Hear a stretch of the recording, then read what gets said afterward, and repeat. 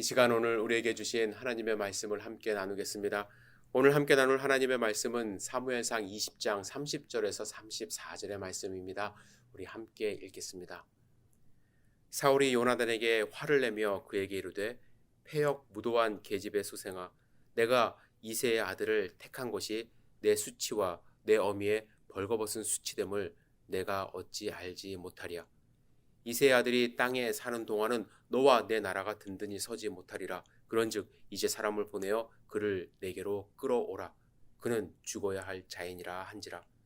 요나단이 그의 아버지 사울에게 대답하여 이르되 그가 죽을 일이 무엇이니이까? 무엇을 행하였나이까? 사울이 요나단에게 단창을 던져 죽이려 한지라. 요나단이 그의 아버지가 다윗을 죽이기로 결심한 줄 알고 심히 노하여 식탁에서 떠나고 그달의 둘째 날에는 먹지 아니하였으니 이는 그의 아버지가 다윗을 욕되게 하였으므로 다윗을 위하여 슬퍼함이었더라. 아멘. 주실 말씀을 생각하며 잠시 기도드리겠습니다. 전능하신 아버지 하나님, 주님의 음성을 사모합니다. 말씀하여 주시옵소서. 겸손히 주님 앞에 마음문을 열고 주님의 말씀을 받아 30배, 60배, 100배의 결실을 맺는 삶을 살 수 있도록 인도하여 주시옵소서. 이 시간을 온전히 주님께 의지합니다. 예수님의 이름으로 기도드렸사옵나이다. 아멘. 우리는 지난 주일에 우리의 삶 가운데 버려야 할 것 첫 번째 시간으로 사울왕의 질투에 대해서 말씀을 함께 나누었습니다.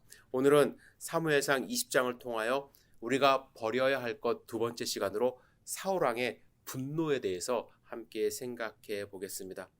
여러분, 분노는요, 기독교 전통에서 7대 죄악 중에 하나로 간주되어 금기되어 왔습니다. 분노를 금지하는 이유, 당연하죠. 분노는요, 사람이나 사물에 대해 무절제하게 불타오르는 아주 복수적이고 파괴적인 격정이기 때문에 하나님이 창조하신 원래의 모습을 상실하게 만듭니다. 그래서 죄악된 모습이에요. 그래서 철저하게 분노를 다스리기를 원했습니다. 오늘 본문에서 우리는 월삭 축제에서 일어난 분노의 현장을 발견할 수 있습니다. 20장 24절을 우리 함께 읽을까요? 시작. 다윗이 들에 수문이라 초하루가 되매 왕이 앉아 음식을 먹을 때에. 여기서 초하루라고 개역 개정에는 이야기를 하는데 원래 개역 성경에는 월삭이라고 이제 번역이 되어 있습니다. 월삭이라 하면 음력 초하루를 의미합니다. 이스라엘 백성은 음력 초하루를 축제일로 삼아서 왕과 신하들이 함께 모여 식사를 하던 전통이 있었습니다. 이러한 전통은 모세 때 민수기 28장 11절에 보시면요, 월삭에는 수송아지 둘과 숫양 하나와 1년 되고 흠없는 숫양 7으로 여호와께 번제를 드리래라고 이제 말씀하신 명령하신 곳에서 비롯된 것으로 추정을 합니다. 이러한 제사장들이 드리던 제사가 왕정 시대에 와서 이제 사울에서부터 왕들이 행하는 그러한 원래회 또 신하들과 함께하는 잔치, 이것으로 발전한 것 같은데요. 에스겔서 45장 17절에 보면 왕의 본분대로 번제와 소제와 전제를 절기와 월삭과 안식일과 이스라엘 족속의 모든 정한 절기에 드릴지니 이스라엘 족속을 속죄하기 위하여 이 속죄제와 소제와 번제와 감사 제물을 갖출지니라. 에스겔서는 이제 한참 후대에 지어진 책 아닙니까? 그때는 이미 이 월삭, 이 왕의 본분이 되었다라는 것입니다. 처음에는 제사장의 본분이었으나 초대 왕이었던 사울 시대부터 이것을 왕이 행하던 절기로 정착을 한 것으로 이제 추정이 됩니다. 이 월삭 때 왕이 무엇을 했을까요? 신하들을 모아놓고 함께 음식을 나누면서 자기의 힘을 보여주고 신하들의 충성심을 보기 원했던 것입니다. 그래서 원래의 형식을 갖고 있던 이 월삭이 사울에게는 상당히 중요한 행사였습니다. 그런데 이 월삭의 첫째 날과 둘째 날에 이어서 다윗이 보이지 않는 것입니다. 백성들이 어떤 노래를 불렀나요? 사울은 천천히요, 다윗은 만만이라고 하지 않았습니까? 그런데 그의 눈에, 이제 질투에 사로잡힌 그의 눈에 다윗이 보이지 않는다는 것, 사울로서는 불안한 요인이 된 것입니다. 그래서 사울은 다윗의 친구이자 자신의 아들인 요나단에게 묻습니다. 이새의 아들이 어찌하여 어제와 오늘 식사에 나오지 아니하느뇨. 이때 다윗이 말합니다. 다윗이 내게 베들레헴으로 가기를 간청하여 가로되 청하건대 나로 가게 하라. 우리 가족이 그 성에서 제사할 일이 있으므로 나의 형이 내게 오기를 명하였으니 내가 내게 사랑을 받거든 나로 가서 내 형들을 보게 하라 하였으므로 그가 왕의 식사 자리에 오지 아니하였나이다. 요나단은 지금 사울이 불안해할 수 있는 말을 지금 하고 있는 거예요. 보통 때 같으면 이 말이 그에게 별로 화를 낼 만한 말이 되지 않았을 것입니다. 그런데 지금은 그가 신하들을 모아놓고 충성심을 보러 할 때였고 또 다윗을 견제하기 시작한 때였기 때문에 이 말이 거슬렸던 것입니다. 그리고 여기서 중요한 사실 하나가 있어요. 요나단은 다윗이 부탁한 말을 그대로 전한 것이 아니라는 거예요. 20장 6절에 보시면 다윗은 이렇게 부탁을 했습니다. 거기서 매년제를 드릴 때가 되민이라 이렇게 이야기를 했거든요. 가족이 모두 모여서 1년에 한 번 드리는 매년제가 있다라고 왕에게 이야기를 해달라고 했는데 요나단은 매년제라는 말을 하지 않았던 것입니다.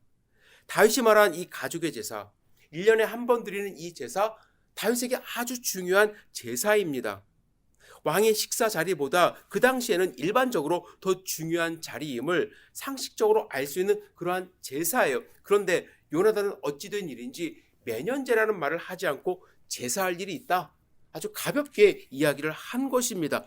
요나단의 말을 들은 사울이 갑자기 노를 발하기 시작합니다. 그냥 단순히 화를 내는 것이 아니라 폭발을 해요. 비상식적인 언행을 시작을 합니다. 30절에 보면 성경 말씀은 말을 좀 순화해서 이야기를 했음에도 불구하고 이렇게 표현하지 않습니까? 패역부도의 계집의 소생아. 그죠? 자신의 아들에게 아주 저속한 말을 쏟아낸 것입니다. 뿐만 아니라 33절에 보면 사울이 요나단에게 어떻게 해요? 단창을 던져 치려 했다는 말씀이 있습니다. 분노가 폭발을 하여 극에 달하는 모습을 보입니다. 여러분, 분노는 우리가 다스려야 할 죄악의 모습이에요. 저는 다스려야 한다고 말씀을 드렸습니다. 왜냐하면요, 우리가 살면서 완전히 분노하지 않을 수는 없기 때문이다. 그건 불가능해요. 분노 프리의 삶, 저는 불가능하다고 생각을 합니다. 그래서 사도 바울도요, 에베소 4장 26절에 분을 내어도 죄를 짓지 말며 해가 지도록 분을 품지 말라고 했습니다. 사도 바울도 분을 내는 것 자체에 대해서는 인정을 했던 것 같아요. 어쩔 수 없이 분을 낼 수 있다라는 것을 이야기를 합니다. 하지만 죄를 짓지 말고 해가 지도록 분을 품지 말도록 이야기를 하는 것이죠. 우리가 살면서 사람의 악한 모습을 보면서 분을 낼 수도 있어요. 또 내 뜻대로 일이 안 되는 것을 경험하면서 속으로 부글부글 끓일 수가 있습니다. 어쩔 수 없이 화낼 때가 있다라는 거예요. 그래서 중요한 것은요, 분을 완전히 안 내는 것, 이것도 중요할 수 있지만 그거보다 분을 잘 다스리는 것, 분노를 다스리는 것이 전 중요하다고 생각을 합니다. 왜냐하면 이 분노를 잘 다스리지 못하면 내 자신이 파괴될 뿐만 아니라 주위 사람들도 함께 파괴돼요. 사울의 분노는요, 사울을 파멸로 이끌고 있었을 뿐만 아니라 요나단의 분노로 이어졌어요. 요나단이 박차고 나가지 않습니까? 그리고 이스라엘 공동체의 파괴를 가지고 왔습니다. 잠시 비디오 클립 하나를 볼게요. 이것은 2006년 KBS에서 스페셜로 마음에 대해서 이제 6부작으로 제작한 그러한 다큐멘트의 일부분인데요. 사람의 분노가 어떻게 질병을 유발하며 자신을 파괴하는지 잠시 보도록 하겠습니다.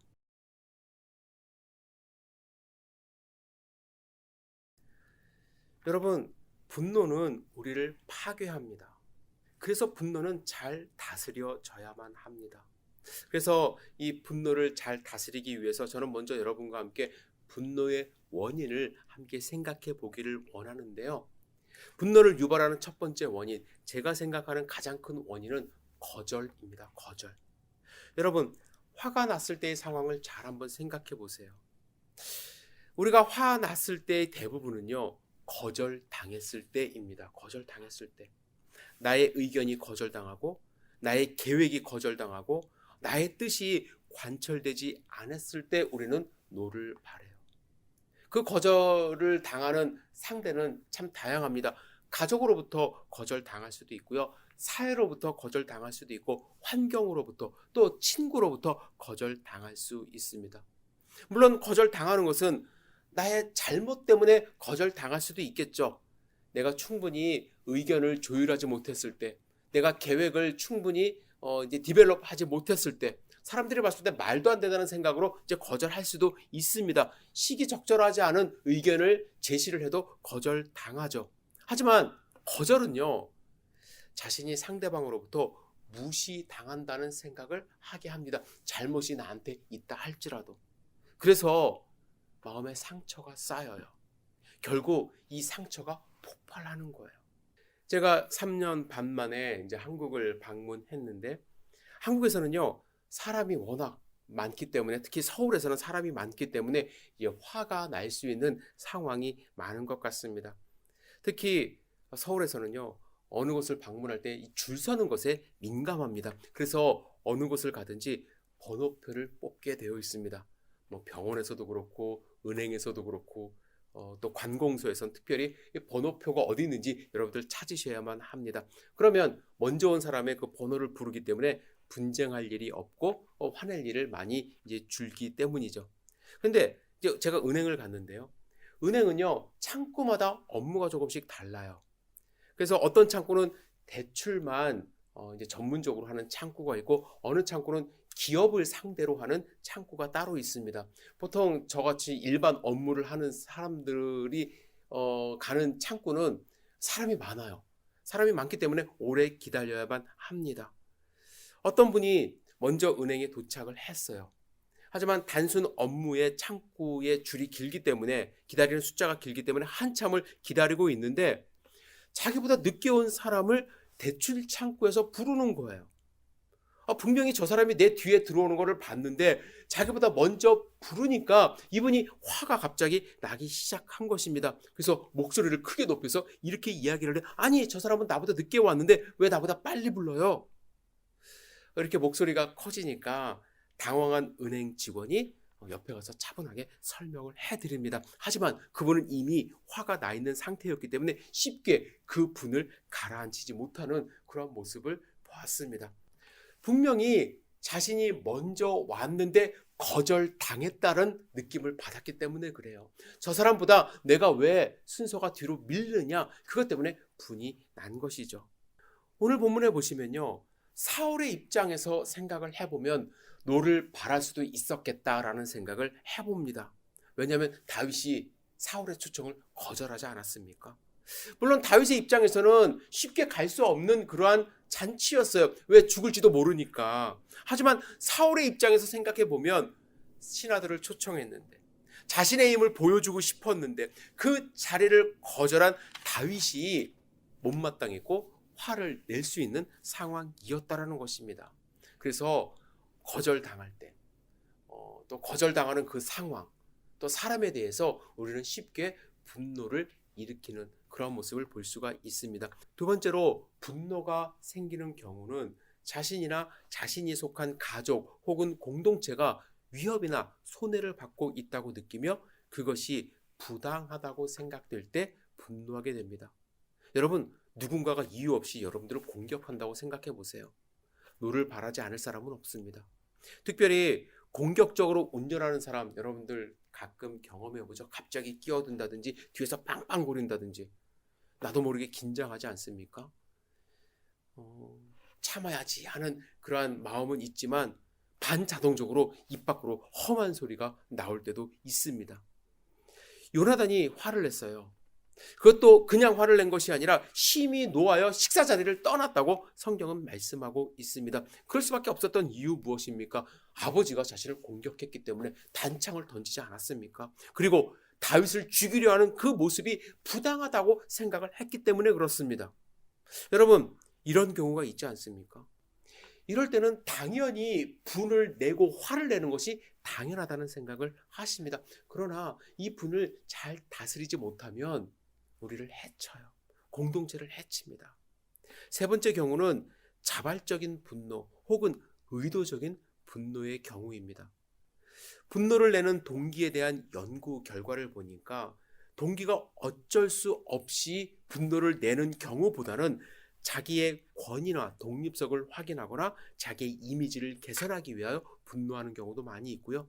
분노 유발자에게 되갚아주거나 복수하기 위하여 분노하는 경우도 있고, 또 자기에 대한 분노 유발자의 행동을 바꾸어 보기 위하여 막 화난 척하는 그런 경우도 있다고 합니다. 그런데 조심하셔야 돼요. 분노는 한 번쯤 그냥 화를 내고 마는 것으로 끝나는 것이 아니라, 분노는 내 자신을 파괴할 뿐만 아니라 상대방에게 큰 상처를 남겨요. 아까도 말씀드렸듯이 사울의 분노는 요나단에게 큰 상처를 남겼어요. 요나단도 화가 나서 아버지 앞에서 그 상을 떠나도록 그렇게 만들었습니다. 여러분의 분노 다스릴 수 있어야 돼요.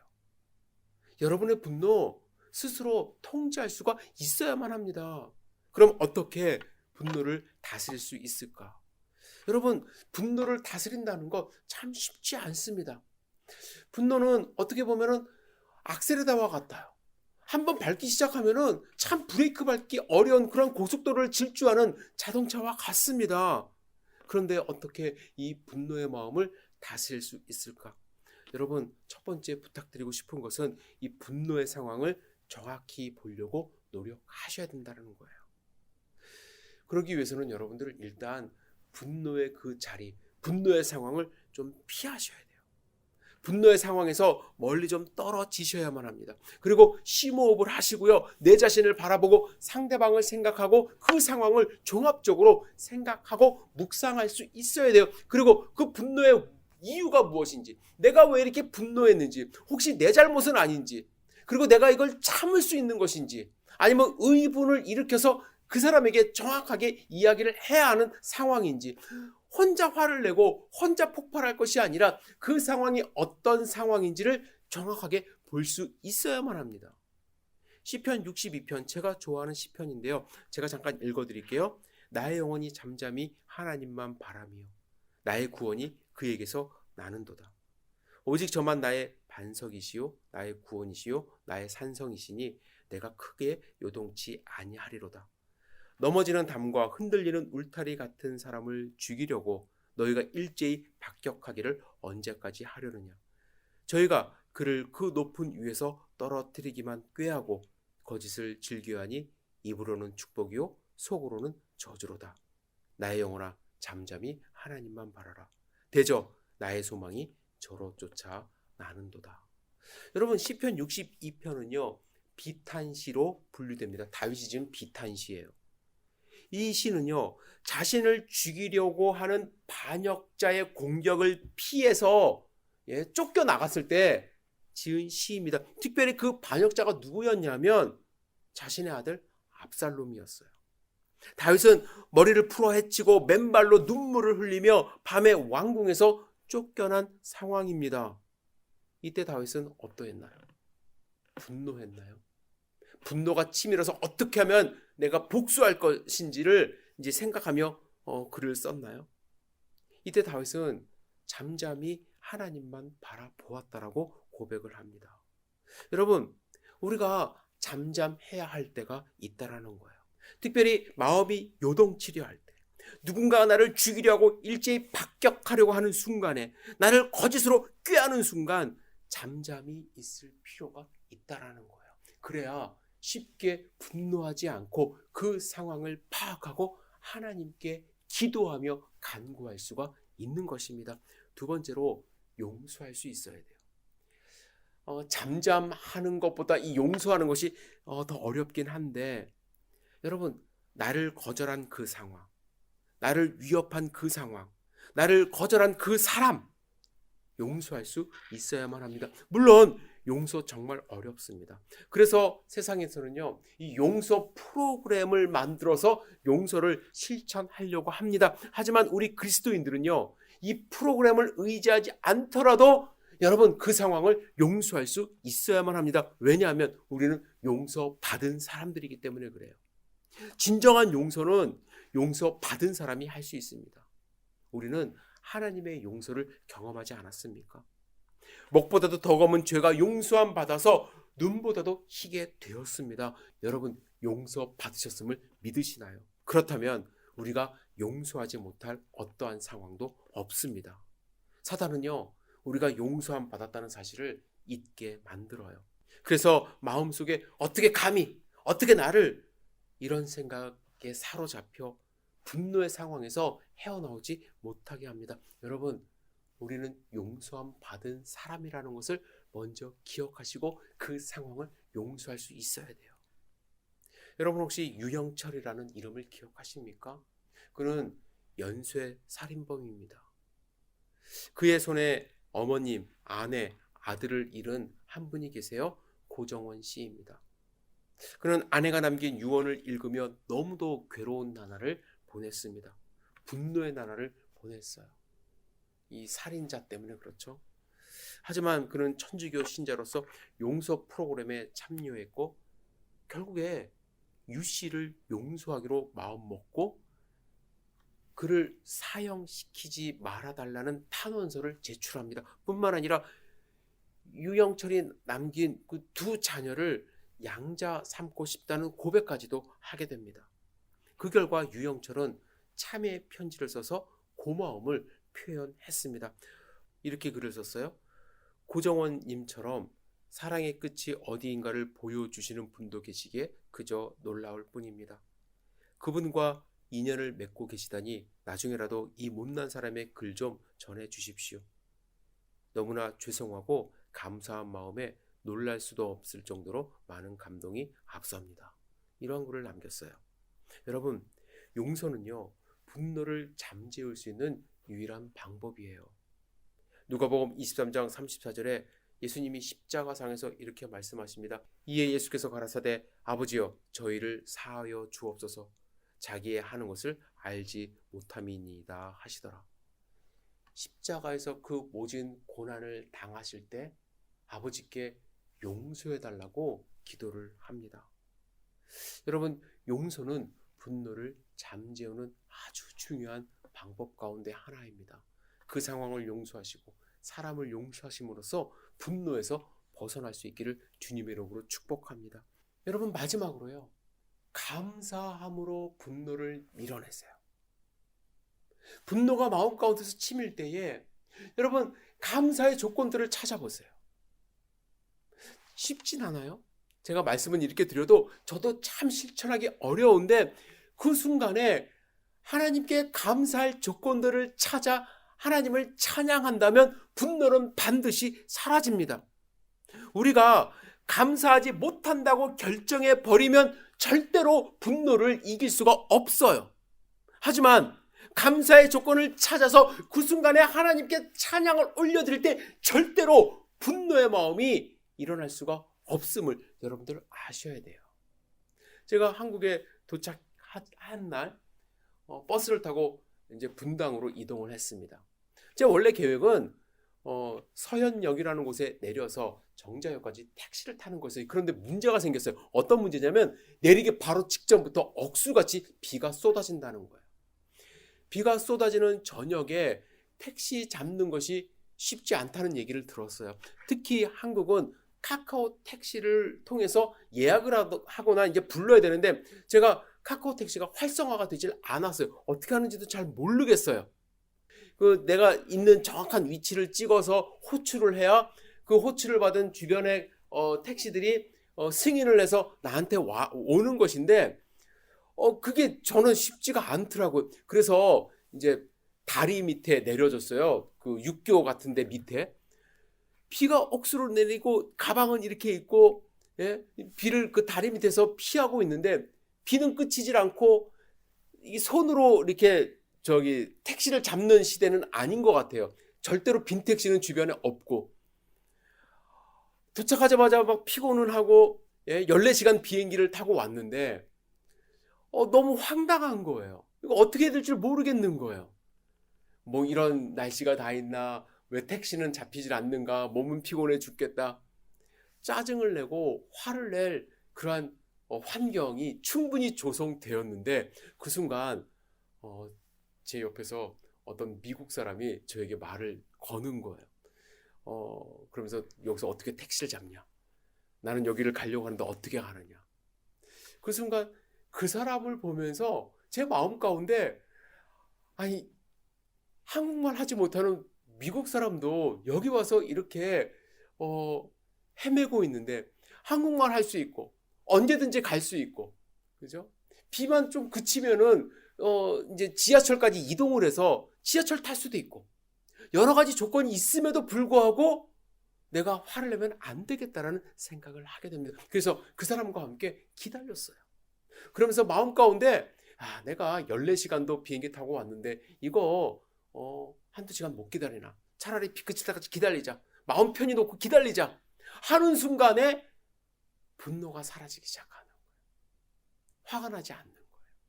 마음에 감사하는 마음이 생기기 시작합니다. 여기까지 오게 해주신 하나님께 감사하는 마음으로 그 비 오는 1시간을 기다리고 결국에 1시간 후에 비가 그쳐서 그 사람과 함께 지하철역으로 가서 지하철 타고 제가 목적지까지 갔던 그러한 일이 있어요. 참 제가 말씀은 여러분들에게 이렇게 드리지만 이 분노를 이기는 것, 분노를 극복하는 것, 다스리는 것, 저 자신도 참 쉽지 않음을 여러분들께 고백합니다. 분노의 순간에 잠잠히 묵상하는 것, 분노의 순간에 용서하는 것, 분노의 순간에 감사드리는 것, 저도 힘들기 때문에 여러분들께 부탁을 드립니다. 함께 기도했으면 좋겠어요.